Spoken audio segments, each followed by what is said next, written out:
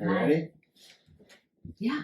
Hi, what's up? What's up with you? Hey, it's Week in the 90s, episode 13. Oh, lucky number 13. 13 is my high school football number. It was? Yeah, The whole time? the whole time. All 3 years. Well, 3 years for varsity. All 7 years. That'd be amazing. If I could have played 7 years of high school football, I would have been so good. Yeah. Well, good for Maine. It's relative. Yeah, you would have been a great football player and a terrible student. Yeah, because I would have been like 21 playing against 16-year-olds. And I was a top-notch athlete at the Syracuse rec fields when I was 21. So, I would have probably dominated Maine high school football. It's insane that you're not more famous of an athlete than you are. No, I'm famous among those people who went to school at that period of time. You can ask around. You mean infamous. No, I mean, I was amazing. Okay. No, I know to you were. Yes, in my mind, I was phenomenal. Yeah. I hit home runs at softball, intramural softball at fields where you couldn't hit home runs.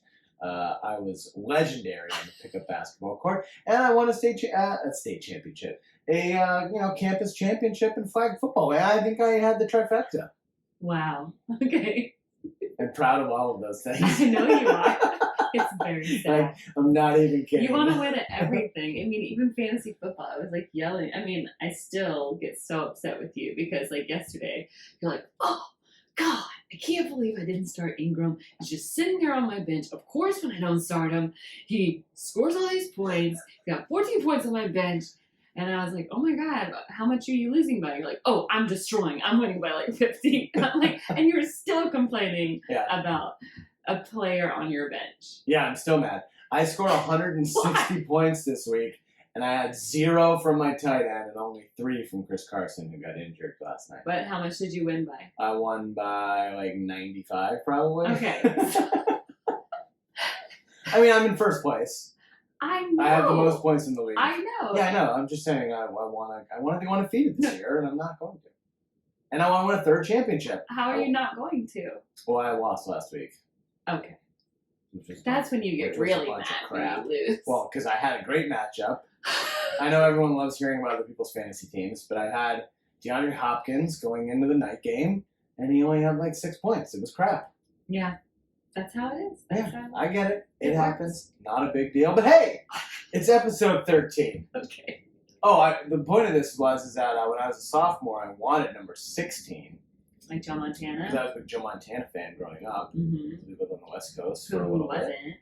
And, who wasn't? And 16 was taken by a senior. So I couldn't get it. And was that senior, like, bigger than you? Stronger than you? No, but he was one of the captains. He was definitely not smarter than me. He was one of the captains. This guy named Kyle Shaw, and you still know his name. Yeah, I remember everybody's name from back then. I know. You're very impressive. I do not. I remember he was a psycho. He played safety, and quarterback. No, he wasn't the quarterback. Oh. Our quarterback that year was he wore number 12, and like Aaron Rodgers. Well, in 1995, it would have been Jim Kelly, or number 12 back then. But so this guy Kyle, I remember he did everything the opposite of how you were taught. It was like he had his head down and just hit people as hard as he could with the crown of his helmet. Mm-hmm. Way back before, we didn't know what CTE was back then or anything. No. But yeah, and I just remember he hit so hard because when you're a sophomore, we used to do this drill called like mat drill. So it was basically like just ram your head into stuff. Looking back on it now, it's like so stupid and not safe. But you basically one guy would be the running back and the defender would be over here, and then you just ran at an angle, and the dude basically hit you as hard as he possibly could onto this giant pad. And so the best thing was. Well, not the best thing, but when you were a sophomore, you were just like, first off, we're like 140 pounds, and we're terrified of these seniors. Yeah, they always look so much bigger. They look so much bigger than you, and they are going to beat the ever-loving shit out of you at this drill and probably give you a concussion, but we didn't know what a concussion was back then. And And the coaches used to think it was the funniest thing ever. They used to be like, oh man, all right, sophomores, put a quarter in the machine because you're about to go for a ride. And it was like, boom, boom, whack. And like sometimes these dudes would hit you so hard and at the right angle, like you wouldn't land on the mat. You would get hit and you would fly over the mat and land on the ground on the other side of the mat. Like, what's the point of this giant 8 foot by 8 foot mat if they're just going to hit us so hard we're going to land on the other side? So, you know, it was satisfying when we became seniors that we got to beat the shit out of the sophomores. But, you know, when you're 15 and these guys are like gods to you, yeah, not great. I think probably also just living in Maine and getting hit that hard probably made you smarter because of being from Maine. Yeah, probably. Yeah, probably. I mean, look, all those kids that I played high school football with, most of them are dead. Yeah, I would say most of them still live in Maine, and the only thing they care about is, you know, the Pats and hunting season. Yeah, you know what I mean. So well, it's fine. That's it fine. was a great time. I'm just making fun. I know, especially because I grew up in a culture where like football was everything. Yeah. Like I never even heard of soccer until we got a team at our school. And you played, right? And then I played, yeah, but that's because like there was a hot guy on the soccer team. And so it was mixed, your soccer team? Hot meaning like hot for my school. Hot for rural Georgia? Yeah, like in my proximity. Once I left high school, I was like, oh, there's way more attractive people out here. Yeah. And wait, your was mixed? It was boys and girls? Yeah, well, I ended up being the only girl on the team, but yeah. Yeah, it was mixed. And were you guys good? No. We were like the homecoming team, you know, that everybody plays like for that. You're like my mom came to a game once. She was the Generals. only person in the stands. Really? Yeah. You were at the Washington Generals? You guys just got your ass. What number did you wear? In soccer, I don't remember. No? No, I don't remember. Really? I remember wearing 23. I think I remember I was number 4 for softball. That's great. I think I was 22 a couple times, and then I was 44 because I doubled it once 22 was. Oh, sweet. I think I liked a boy who was 44, so I was like, yeah, I don't know. A lot of things were around. I was a little boy crazy when I was young. Oh, wow. Then I got old and stopped liking them. And then I met you, and I was like, yeah, I'll give it one more shot. Because they're terrible. Everyone is terrible. So yeah, I won number 13 in high school for football. So the point of this is that it's episode 13 of the podcast. You said that. Did I say that already? Yes. Okay, great. So I'm doing October 25th to 31st. We are in the final week of October. Halloween week. Now, do you like Halloween? No, my favorite day of the year is November 1st because Halloween is over and candy is half price.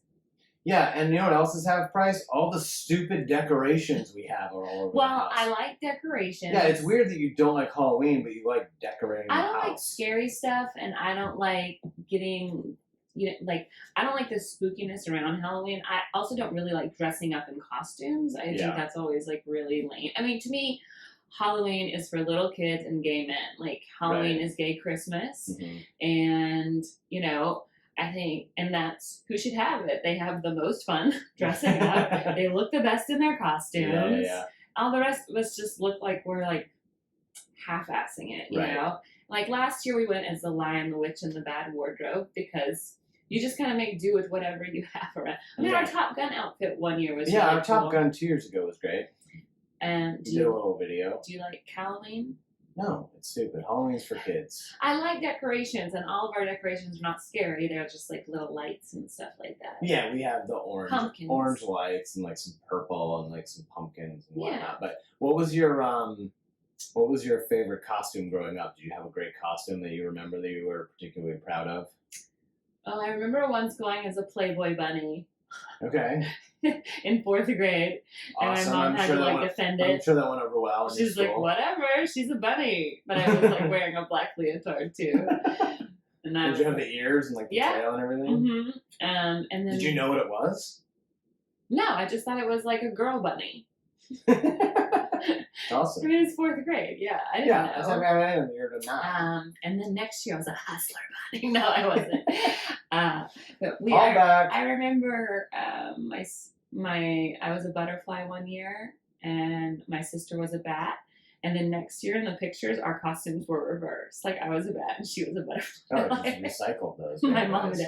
But we had to trick or treat by car because we didn't live close to anybody. Right. Yeah, we had to do that. Yeah. When I was growing up. There was no walking. Like here where we live now, we get like Right. 250 trick or treaters normally, but Yeah.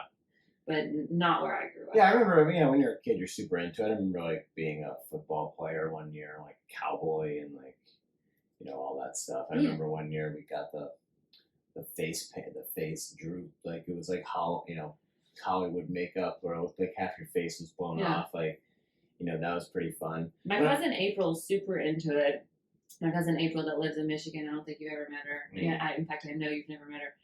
But she takes it very seriously and got married on Halloween, actually. Oh, gosh. Like, That is. super into So wait, were it. there Zombie makeup, like any kind of crazy. So they wore stuff. costumes to walk down the aisle and, like, to get married, I or don't think they wore costumes down the aisle, but it was just like that their would be favorite super day. impressive. I One of don't my remember. I best wasn't ones invited. was, were you not invited? I don't think so. It was just like it was a really small wedding. No. One of the best ones, I will say, we did do an adult Halloween one year. My first year I moved out here in 2009. I went as Bill Belichick, which was great. Mhm. I bought a cheap gray sweatshirt at Walmart or something and had like the screen print, the Patriots logo, and I cut the sleeves off and I wore khakis and like my Patriots hat, like a headset, and I had this big play sheet. And so that worked really well. Everywhere we went, it was like, "Hey, fuck you, Belichick, you suck," which was pretty great. I think when you went as the Night King, that was pretty cool. Oh yeah, I did. I did dress up on the advertising show. show. Yeah, we try to do that for the show, to dress up. So yeah, that was a couple years ago. Yeah. When Game of Thrones' height, which I regret everything Game of Thrones related now. But the Right. Night King was super fun. Yeah, that was. Yeah, cool. and it was perfect for you. Yeah, because I like being the villain, and the Night King was kind of the bad guy on the Yeah. show. But anyway, yeah, so that's our Halloween podcast. Thanks for listening. Okay, so I'm gonna do October 25th to the 31st, 1995. I know we did 95 like a month ago, but we're bringing it back. As we mentioned week after week, October is super slim pickings. Yeah. Like, not a lot is going on, but I did find a couple of cool things that I want to bring back that I thought were kind of interesting. First off, October 25th, 1995. So this was cool. Singer Cliff Richard, who I've never heard of, a British pop star who's now 80, he received knighthood from Queen Elizabeth II. Now, this is noteworthy because he is the first ever rock star to be knighted. Oh, wow, neat. He was the first. Okay, so a little bit about this guy, Cliff Richard. He was super famous in Britain in the 50s, so pre-Beatles. So, like, right around the time you were born. Yeah, right around the time that I was just graduating college. But he is, like, insanely popular and famous and successful. He has sold more than 250 million records worldwide, which makes him one of the best-selling music artists of all time. Total sales of over 21 million singles in the UK. He's the third top-selling artist in UK singles chart history behind the Beatles and Elvis. What? Yeah, so this dude dominated the late Richard. 50s and early 60s. Before, like I said, before the Beatles became popular. What was his song like? Wah, bum, wah, wah. His 1958 hit single, it was called "Move It." Is according to this article I found, it's often described as Britain's first authentic rock and roll song. Move It? It's called "Move It." I couldn't find it on YouTube or anything, but Isn't that what the Queen Elizabeth said to Meghan Markle this year? move it, Move it. move it along. It's funny. John Lennon gave this a stamp of approval, talking about this guy. So his band that he played with, it's like Bruce Springsteen and the E Street Band. This was Cliff Richard and the Shadows. And John Lennon said, before Cliff and the Shadows, there had been nothing worth listening to in British music. I mean, they were way in the shadows because I've never heard of them. I've never heard of this guy. I had no idea who this was, but the fact that he was the first rock star to be knighted, I thought was pretty interesting. A little bit more about this dude. So yeah, more than 130 of his singles, albums, and EPs reached the UK top 20, more than any other artist. 67 UK top 10, second highest total for an artist behind Elvis. Well, what were his songs? Like what? Sing me a song. Sing me a Cliff I Richard. have no idea. Like, do you know how "Move It" goes? Is it anything like the Steven Seagal songs? I gotta think move. Well, when I think of "Move It," I think of that song. I like to move it, move it. I like to move it. Maybe this guy in the 50s was like, "You shouldn't move it, move it. Don't ever move it, move it. That's scandalous. Don't move it, move it." Yeah, I don't know. I don't know anything about the song. Or they would be like, "Don't move it, move it, move it." Yeah, I mean, he did some movies. He's a philanthropist. Like, he's still alive. He tried to cross over into the United States, but never had the same popularity as other British acts who came over. He did have a couple good songs, "Devil Woman," "We Don't Talk Anymore," but that was pretty much it. And then he just kind of bounced around. One thing is he's super famous for, he's a forever bachelor, which is super inspiring. I think he's going to be my new favorite guy, my favorite art. And he's like super young and handsome. He always had that young look. You have a picture of him right there? Which is part of his appeal. Yeah, let's see. So he kind of looks Is like it in your he kind of looks like David Cassidy. Yeah, David Cassidy. Yeah, so he kind of had that look, which is part of his popularity. Now, all in all, he was a forever bachelor. Was he secretly gay? You think? I don't think so. I think he has fair share of fun. He just never found anyone that he wanted to settle down with. His money you know to. what I mean? Yeah, I gotta imagine this dude's super rich. He has his own line of wine. Like I said, he did some movies, and this guy's like, what's his wine called? Yeah, I don't know. I like to wine it. This guy's promoting his wine in Denmark in 2015. Move it. It's called Mauve It. Yeah, I mean, he got into some controversy recently because he expressed concern about the sexual, explicit public image of Miley Cyrus after her Wrecking Ball video. Well, yeah, I mean, I think any adult human would be like, that seems a little excessive. Maybe writhing on a wrecking ball naked. I mean, if you had a daughter, you'd probably be like, Anytime you see a woman do stuff like that, you go, I'm so glad we don't have a girl. I do, and you know what? You don't ever respond to those, so I feel like you're not... because I still want a girl. Yeah, and I totally get that. But we were watching this show the other day, and like... Which show? We're watching Cobra Kai, and it's awesome. But the girl was being such a pain in the ass, and I couldn't imagine having to deal with that shit. Oh, I thought you were talking about the other show. Oh, okay. Which one? Emily in Paris. Oh, and I will say I like that show also. I came in like towards the end of the season. When did I start watching? Episode 6, maybe? Episode 5 or 6. I was watching it, and yeah. And then you went and put Cage to bed, and I started a new episode, and you came in, you were like, "Oh, you started without me." I just thought we were watching. I didn't realize you were watching it as well. Yeah, no, I mean, that's how teenagers are. I don't even think it's just girls, but teenagers are not a lot of fun.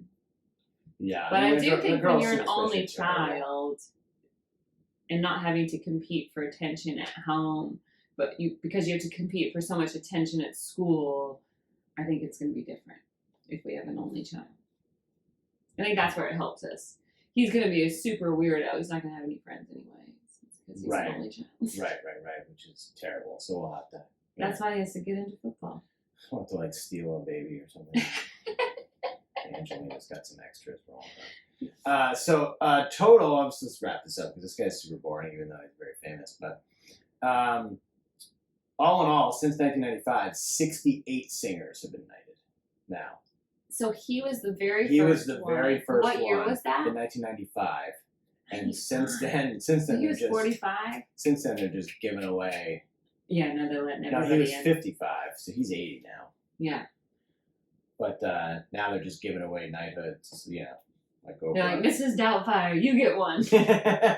But so 68 singers, you know, the most famous ones: Paul McCartney, Mick Jagger, Elton John, Yeah. Barry Gibb, Tom Jones, Van Morrison, Ringo, Rod Stewart, Olivia Newton-John, Julie Andrews. Those are the most famous ones. David Bowie and John Lennon famously turned down being knighted, and reportedly Keith Richards did not like that Mick Jagger accepted. Oh. Now, no brainer, right? You would obviously accept being knighted. I think Mick Jagger turns up anytime a woman asks him to. He's like, I'll be right there. I don't care if it's the fucking Queen of England. I mean, I'll be right there. How many marriages is She probably wants me to get in her knickers. Is he on, Mick Jagger? He's got to be on like 6 or 7. He just had kids. Oh, God. No, he didn't. No. That's he not healthy. Definitely did. Old people, old So, dudes to have babies like Mick that. Jagger is 77. Mhm. He's got 8 kids, and I believe that he just had some more. Yeah, in 2016. But I don't know what a knighthood gets you. What does it get you? It doesn't get you anything. It's just super cool. You get to go. Because you get to be called Sir Paul Yes, McCartney. you get to be called Sir. But aren't you normally called Sir anyway? Like, excuse me, sir. No, it also has it also has the cool thing on the back end. It's like You get a sword. OBE. Oh, is that what it is? Yeah, so you get OBE. Or best offer? What is that? What is OBE? OBE stands for Order of the British Empire, and you get this cool like medal. It's got like blue. Metal. Yeah, it's actually amazing. The most excellent order of the British Empire. Most excellent, dude. Yeah, party on. I mean, I don't know. I mean, I'm sure. You don't think it's cool? You wouldn't want something cool like this? No, I mean, I would, guess but in the United States, it's what the Presidential Medal of something or other. I mean, they just The Presidential Medal of Freedom, like what they gave to Lou Holtz. Yeah, is that what it was? I guess it's not as meaningful as with Lou Holtz. Thank you so much. Keep going. No, keep doing your Lou Holtz. Thank you, President Trump. This is for me and no. You're right. It's not as cool if like Rush and Lou Holtz have it, but I mean, it would be cool to be knighted. The best thing that you can get in the U.S. is a pardon. Every year when they do those turkeys, I'm like, yeah, let's not use them all up. You know what I mean? There's some other people who could use a pardon. You know what I mean? So, if given the option of being knighted or getting pardoned for something illegal that you did, Yeah. you'd rather be pardoned?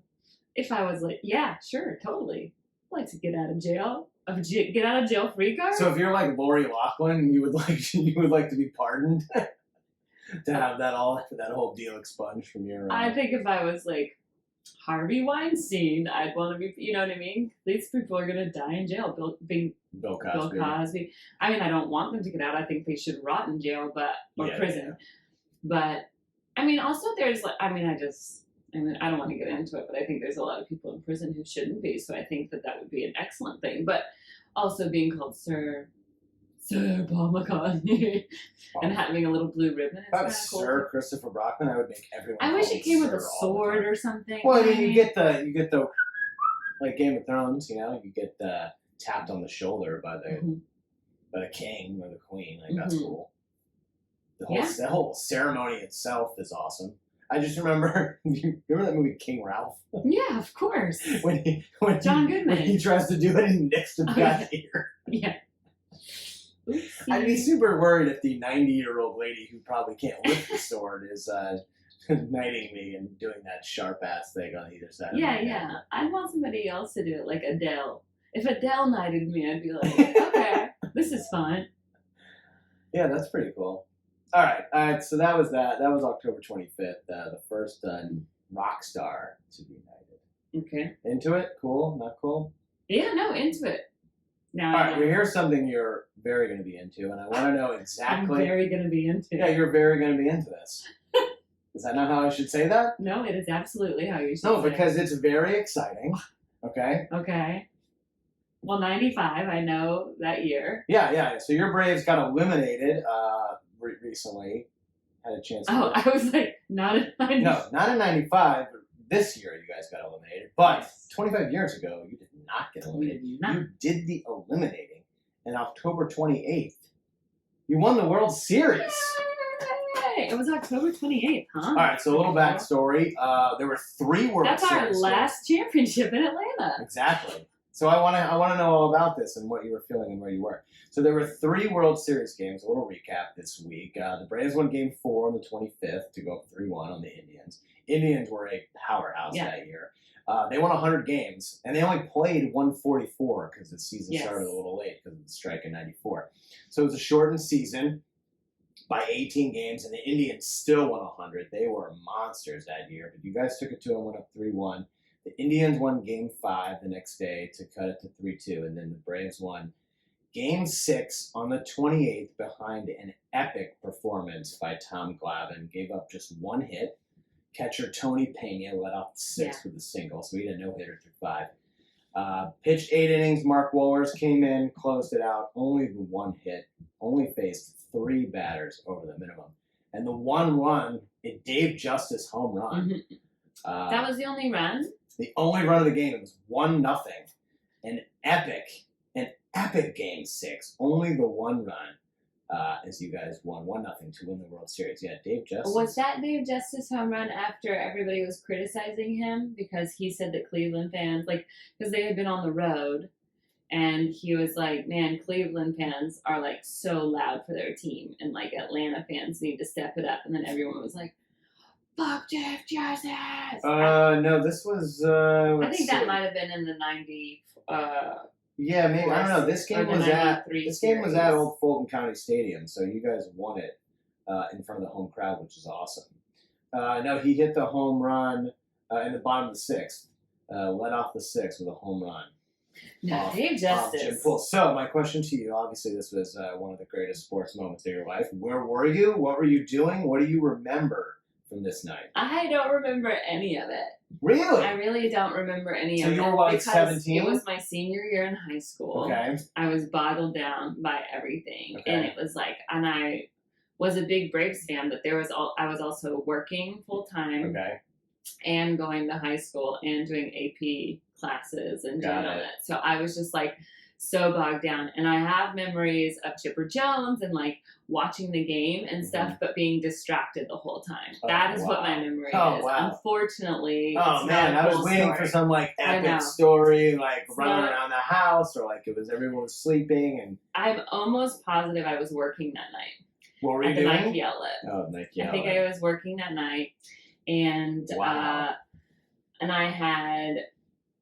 I think I had recently auditioned for Six Flags. So I was figuring that out. Or I might have been traveling back and forth to Atlanta on the weekends for rehearsals. Okay. Which was over an hour away. You know what I mean? So it was just unfortunately, there was so much happening in my life at this particular time that the World Series was on my mind, but it wasn't the first thing on my mind. Right. Oh man. Now, of course, it is, because even though I have a baby and a job, and you have a baby? There's Great, yeah. to you. There's I have somebody to really watch sports with, and we watched it a lot. Obviously at home, but it was also past my bedtime. You know what I mean? Oh yeah, for sure. I mean, this game was a 3-hour game that probably didn't start till 8. So I remember Smoltz was so good that series. Obviously Glavine, and that was Wohlers' prime. And what I mostly remember was 2 years later, Wohlers having losing it. Oh yeah. Yeah, you're right. Wohlers was amazing. He saved all 4 wins. He was so good. Glavine was World Series MVP that year. He was 2-0 in those games. Like I said, just the 1 hit in Game 6, 8 strikeouts. I remember more. I've seen so many things about that series, on TV and specials and stuff like that. So I feel I know things that happened in that game. I do not remember them in real time. Gotcha. That was a great team for you guys too. Yeah. Marquise Grissom and Mark Lemke. Chipper Jones obviously was in the early stages of his career. I think it might have been his second or third year. I feel like Ozzy Albies is a new little Mark Lemke. He's like a little. Okay. If Mark Lemke was had a switch, power. It had some power.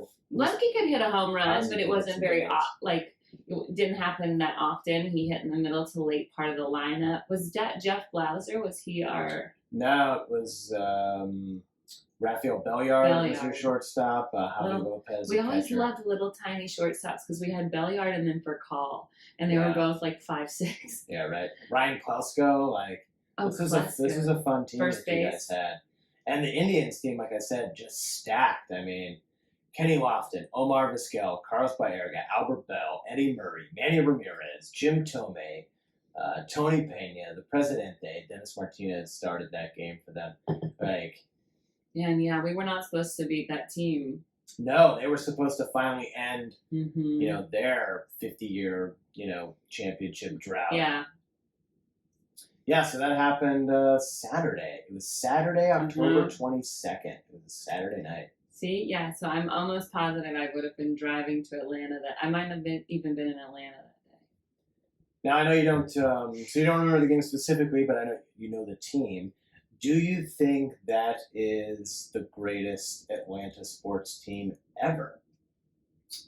That's hard because I really feel like the earlier 90s Since teams you've were been watching. better. Since you've been watching. I felt like that 93 team was maybe a little bit more, Well, like exciting. But then I think the Phillies, 99 Braves were really fun because that's when we got Andrew Jones, and that was his rookie year. Like that was a really fun team. It's hard because obviously you want to think like, the team that won the World Series, but I always really felt like that 93 team that was it Toronto that we You lost to Toronto. You lost to the Phillies in the NLCS that year, in '93. Was it 92 then Toronto? Yeah, 92. 92. So it was the 92 team. Obviously the 91 team, the worst to first year, was like epically awesome but that was like this ragtag team of like misfits. It was like our right, nobody thought you were going to Major get that league far. team. And, push Minnesota to the brink. And, But that 92 team, we were just starting to get hot. And I feel like the Braves this year were reminiscent of that 92 team. And I hope it doesn't take 3 more years for us to win a World Series. Yeah, hope not. But certainly you guys have you got the hitters, you got the young pitching, your We manager's just have to awesome. get them to stay. Yeah, you just got to get them to stay. Yeah. And then you already, it was smart to lock up Acuna with a, $100 million deal way early before you had to, reward that guy who's obviously a superstar. And, I also think when Smoltz came back as a reliever, we stayed really good too. And that was a really fun time. But that 95 team, like I said, with Wohlers, who was just like this lights out closer, he was so fun to watch. But then he got, what is that called? When the pitcher loses it and he can't throw straight anymore. yeah, you just lose it. The pips or something like that. Well, they call it the yips. Yips. But it's that's for like an infielder who can't throw at first base anymore. Right, like how Tuve got this year. Yeah. Block and those guys. But then the late 90s, that was when we had John Rocker. And that was, he's still my favorite pitcher of all time. Until Melanson came on the team, he was my favorite relief pitcher. Melanson by far is my new favorite because I think his curveball, or his cutter is better than anybody's. But I think for sure, John Rocker was our wild thing. Like that team was so fun because they were just like you guys were kind of hated. Yeah, for sure. Yeah, it was fun. Yeah, it's fun. Okay, so that was the 28th this week, 1995. Okay, 2 other quick things, and we'll wrap it up. I was looking at magazine covers just for fun. Again, sure you were. Super slim pickings. The song this week is one that I already talked about a month ago. Fantasy was the #1 song where we talked about Mariah Carey. Oh, yeah. You love Mariah Carey. You love girl stuff. I like doing girl songs at karaoke. I think it's funny for some reason. It's probably not. And I probably don't do it well. You don't think it's just better for your voice? We already talked about that. The #1 movie this week was Get Shorty. Oh, okay. That was a fun movie. I actually watched it this afternoon. And I couldn't really remember it. That's what we were doing during nap time. Okay. And then 2 quick magazine covers that I thought were cool. Demi Moore is on the cover of Vogue. Oh, and when she was pregnant? No, not then. But she Oh. had the short, kind of pixie haircut. And I just want to get your thoughts on a couple of the features that were in this magazine in 1995. Okay, so the cover story is Demi Moore, and the quote blurb next to her headshot says, "Why Demi Moore is worth $12 million." A movie. Do you have any idea why she's worth $12 million a movie? Oh, back then, yeah, she was like the highest paid actress. I think. She was, yeah, she was. So that had to have been like. So here's where the movies that was off of. So this was off of Disclosure in 1994. I don't even remember that one. You don't remember Disclosure? Mm. Oh, okay. This was a book. I think this was a Michael Crichton book that they turned into a movie with Michael Douglas where she rapes him. Okay. And that was so they turned it into a movie. Mm-hmm. And then she probably got $12 million for these 2 movies in 1995. Scarlet Letter. Mm-hmm. Now and Then. Oof. Whoa. Rough, right? Yeah, but was that after? What was the one where she got what's that? Paid in the movie A Decent Proposal. That was after Indecent Proposal, A Few Good Men. This is before. Well, this is after. Yeah, it had to have been after all of those. Yeah, so those were early 90s. So A Few Good Men was 92. They always have the same. Indecent Proposal was 93, and then she took off with that movie, and then did Disclosure. They never go, is George Clooney worth $20 million a movie? It's like, yeah, because I mean, if you sell tickets, you get paid. Right. That's the way it goes. Like Julia Roberts, they said the same thing about her. They love saying that about women, and you should get paid top dollar if you're the lead in a movie. Well, if you're Will Smith was worth every penny because his movies always made $100 million. They also made a lot internationally, and that's where these studios started really making money. Was when they started selling them overseas. Yeah. And nowadays, if you will not get paid that kind of money if your movie isn't like an overseas. Like that's why comedies, people don't get paid a lot for comedies because comedies don't translate. Yeah, I mean, if you're just looking at 2020, The Rock has it all figured out. All of his movies are explosions and Die Hard, on a this, on a that, in the woods, blah blah blah. And so his movies just destroy, and he makes like $100 million a year because his movies are international. Yeah. They do okay here, but they do not do well here. They do. They do fine. But San Andreas crushes overseas because everyone wants to see an earthquake destroy the west coast of America. Yeah. Who doesn't want to see America destroyed overseas? So I have no recollection of the Scarlet Letter and Now or Then.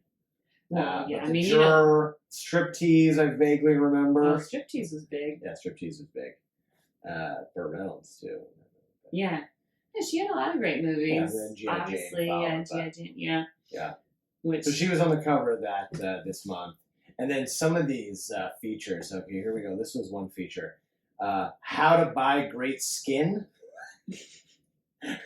There was another one on dental cosmetic surgery. There's literally every single cover of a female magazine is how to buy this for you, how to pay for your skin to look good. It's like. And then I know that you spend a lot of time here. There was a feature on the bathroom, which was cool. The bathroom? Yeah, well, you like taking baths in your.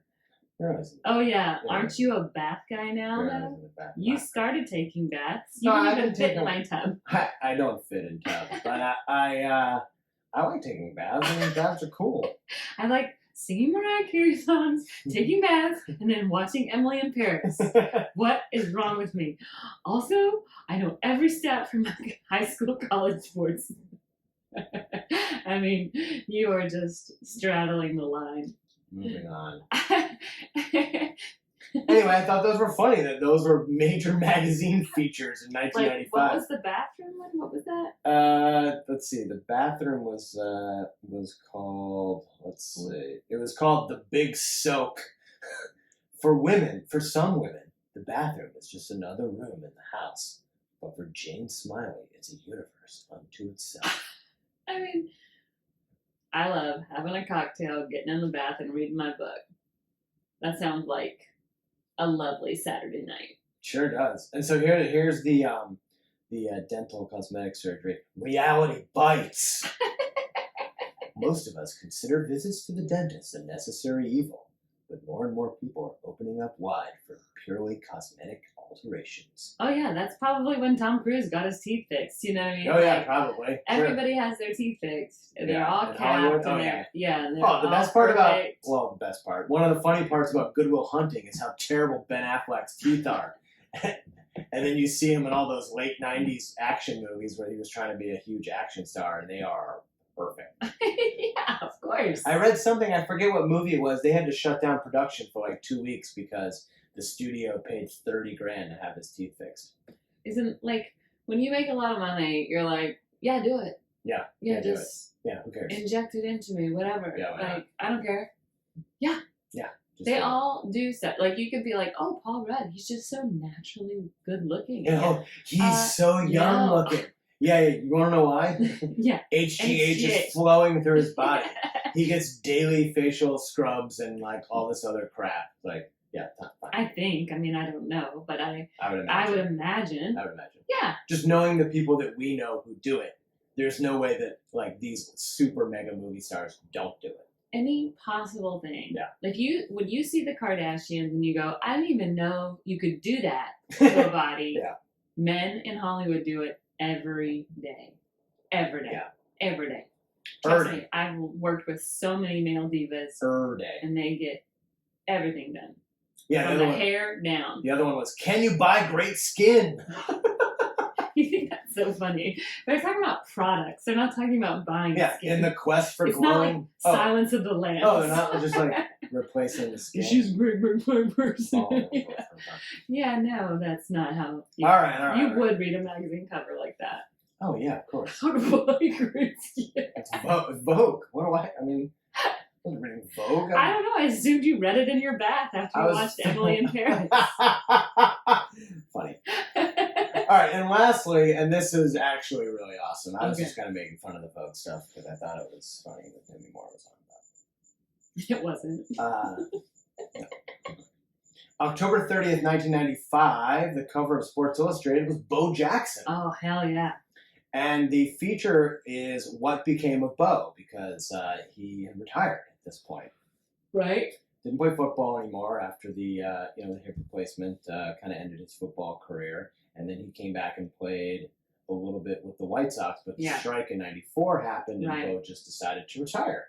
And so this whole feature story is about Bo and his retirement. The author goes and visits Bo at his house. He's living in suburban Chicago. He's playing with some of his new appliances. He's doing the leaf blower thing and the mulch, and he's like, Bo is a big bow hunter. Before bow hunting, or okay? No, this is during bow hunting. Okay. Yeah, so he was, making his arrows in his garage, and he's like drives his kids to school, and this is just retirement Bo, and it's pretty awesome to see and read. And the big thing that the author asks is, he wonders if history will be kind to Bo. Oh wow. Will his career be remembered as a novelty act, or because he played two sports, or a contrived marketing phenomenon? Oh wow! And so now, 25 years later, what do you think about Bo Jackson? Ooh, is that a baby cry? It is. Hold on, maybe I'll work it out. I think. Pause. It's okay. We have a baby that's teething, so he's having a little bit of trouble. Oh, yeah. I mean, everyone out there with kids knows teething is brutal. All right, so yeah. I'll just wrap it up. I'll just say that. Yeah, so, Bo I Jackson. do not think it was contrived. What do you remember about Bo Jackson? This is 25 First years of all, ago. the only cool thing that ever happened in my hometown was in 1993. Bo Jackson got trapped on our exit during the blizzard of '93. No he had way. to stay at the Holiday Inn off the Calhoun exit, That's and like incredible. it's still like something that people talk about. It doesn't matter how many times I'm on a TV show, I'll never be on Wikipedia, but Bo Jackson did get trapped on our exit during the blizzard of '93. And so, wow. they probably have a marker on the hotel room for all we know. That's amazing. But I remember, because we had Deion Sanders, so we also had a dual sports phenomenon, but I always thought that Bo Jackson was way cooler. Yeah. And I don't know if it's just because he was quieter, so there was a little bit more mystery to him. Totally buy that. But I think he's still super fascinating. I love that he still comes and like stands Auburn, on college game day. Like he loves to come and cheer on Auburn, and like it's fun. I think he's great. I hope history it continues to be kind to him, because I do think he was worth it. Yeah, I think so too. And I think as long as people of a certain age, my age specifically, continue to work in sports media and talk about these great Bo Jackson stories, I think he's going to live on for a very long time. Yeah. If you grew up playing Tecmo Bowl, you knew that Bo Jackson was unstoppable. There's the YouTube clips of like people doing the Bo Jackson runs. Yeah. And you can just watch his 30 for 30 is absolutely incredible. Some of the legends of Bo Jackson hitting home runs and working out. Like Bo Jackson told a story in the Sports Illustrated article that he was at the gym and there was a dude who was obviously a steroid user, like challenged Bo to a liftoff, and Bo just casually outlifted this guy, and the guy was like amazed, and Bo's like, "Yeah, I don't work out." Because he just had that natural. It's like Agassi never stretching. You're just like, what? Yeah, like what? Just this natural ability that no one's ever really seen before and ever seen since. Like this guy could rip off 90-yard touchdown runs and run over like steroided up linebackers, and then 2 months later go hit 450-foot home runs like it was nothing, and throw out guys from the warning track. Like you had to see Bo Jackson to believe it, because if someone told you, hey, there's a person that does X, Y, and Z, oh, and he also does A, B, C in this other sport, you'd be like, what are you talking about? I don't think that's true. And then you watch these clips of Bo running up walls and catching balls barehanded. It's just phenomenal. He was one of my favorite athletes as a kid. I had the Bo Jackson poster on my wall. I spent the money, all my allowance for the baseball card of him wearing the shoulder pads and the baseball bat. Like he was one of my absolute one favorites. of the most iconic photos of all time. The pads in the back. Yeah, the baseball card. Absolutely. I know. Maverick, what do you think about Bo Jackson? Maverick's coming to tell us that the baby's crying. Yeah, I know. So I thought that was really cool that Very Bo Jackson cool. had this feature. Also, you probably have this Sports Illustrated. Probably. I think this is right around when I started becoming a subscriber. I've been a subscriber for 25 years, and it sucks what happened to Sports Illustrated, but also in this article I thought was super cool, just to wrap up. Peter King, still doing his thing 25 years ago, followed around Brett Favre for a whole week leading up to a game, like everything that Favre did. This was the height of Brett Favre in the middle of his 3 straight MVP run, the height of the Packers. They were coming off a Super Bowl. Wow. And he followed Brett for a whole week, like the stretching, the working out, the off-day fishing, like hanging out with his family, and popping Percocets. I think maybe taking snapshots of his wiener. I think that was pre-cell phone. Oh, sure. Cool. But anyway, it was back then he did Polaroids. It's just I didn't say that, Brett. It was just cool to check that out and see, what these guys went through back then and how different. Game. It's the same in the terms of like you get the game plan, you get the report, you study the film, you do X, Y, and Z. But just the way these guys take care of their bodies now, oh gosh, it's like super 24/7 for a 2020 athlete compared to, Well, we always say like no social media is. Social media. And so to allow a reporter like this the kind of access and a photographer to like, hey, Brett, I'm gonna have this photographer hang around and take snapshots. During the whole week, oh, cool, whatever. But it's just so different the way, we report on these things now. It's just kind of cool to go back and check out, that type of access back then. It was like, oh my God, Peter King, following around Brett Favre for a whole week. This is the greatest thing I've ever read in my entire life. Yeah. Whereas now, like, players are tweeting after the game. Yeah, we have full access to these players all the time because they have their own accounts. Yeah. That's what's so weird. And they're so open about sharing what they're doing all the time. Yeah. Like LeBron James is like Taco Tuesday videos from his house, and like all these different. Brett Favre is still out there. Like he was just Brett on Favre your is show tweeting talking out. about CBD, which Right, is exactly. so insane. And what's crazy is like talk about like how these guys worked out and trained. Brett Favre is in better shape now than when he played. For sure, yeah. He's so much more muscular. His arm strength is probably just as good. It's like it's just a different time 25 years ago. So it's funny to go back and like check out these old issues, especially Sports Illustrated, who was numero uno when it came to documenting all this stuff. Yeah, like in the back first then place, it was but- like try to eat fat-free cheese.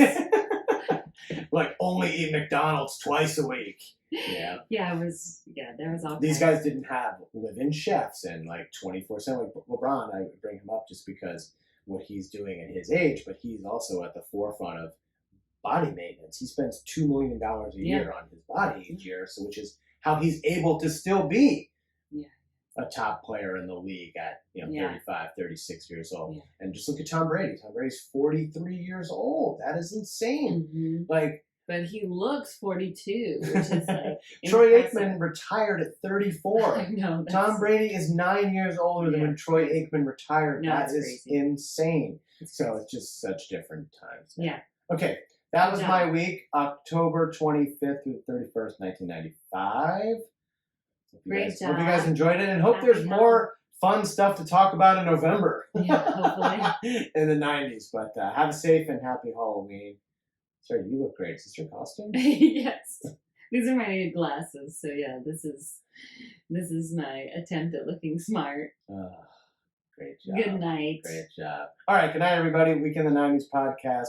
We will see you next week.